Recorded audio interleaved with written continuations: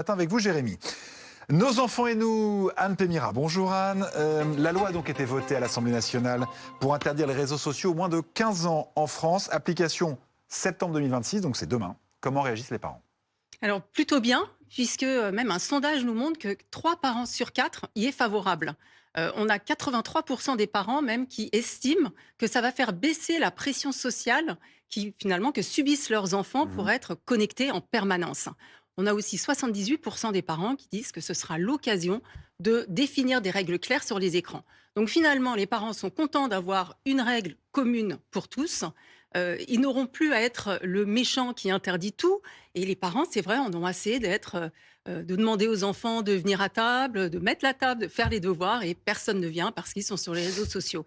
Donc, pour autant, les parents sont lucides sur le fait que ça ne résoudra pas tout. On a 85% d'entre eux qui pensent que, effectivement, les enfants pourront contourner cette règle, mais c'est vu comme une première étape.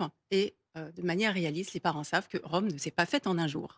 Oui, puis ça signe la fin de la récré pour tout le monde. Donc au moins, ça, c'est clair avec cette loi. Mais dans ce contexte, du coup, est-ce qu'on doit accompagner les enfants ou les laisser se débrouiller tout seuls face à cette suppression? Alors moi, je recommande plutôt de les accompagner. Pourquoi? Parce que notamment ceux qui ont 13-14 ans aujourd'hui, qui ont été qui ont pu aller là sur les réseaux sociaux, mais vont se voir a priori à partir de septembre interdire l'accès à leur compte. Ah, il y a du sevrage, hein. Voilà, et du coup, il faut effectivement les préparer à ce changement, qu'ils puissent éventuellement être en contact autrement avec les amis auxquels ils tiennent. Il faut aussi dire que parfois, il s'est passé des choses sur les réseaux sociaux. C'est leur album photo, c'est là où ils ont créé des amitiés. Ouais. Parfois, c'est là où il y a les messages d'amour, les premiers. C'est pas rien, c'est pas seulement un réseau social, c'est aussi un vrai espace pour eux. Et effectivement, d'où l'intérêt de les préparer. Là, ils ont si la loi se confirme, jusqu'au mois de septembre. Et puis après, leur dire aussi que, par exemple, un enfant qui aujourd'hui va avoir 14 ans, en septembre, effectivement, on ne pourra plus accéder à ces réseaux, mais dès début d'année prochaine, 6 mois après, pourra y retourner.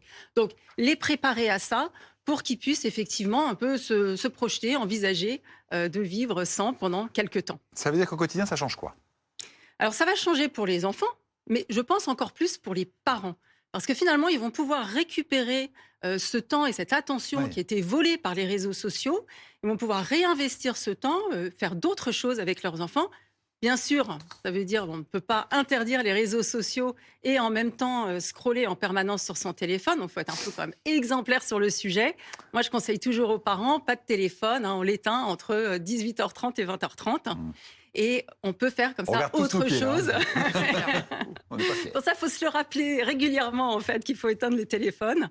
Et donc, c'est l'occasion, finalement, pour les parents de remettre un peu au cœur cette vie de famille. Merci beaucoup, Anne. Et tous les conseils d'Anne sont dans Débranchez vos enfants. Voilà le bouquin pour trouver le bon équilibre avec les réseaux sociaux. La culture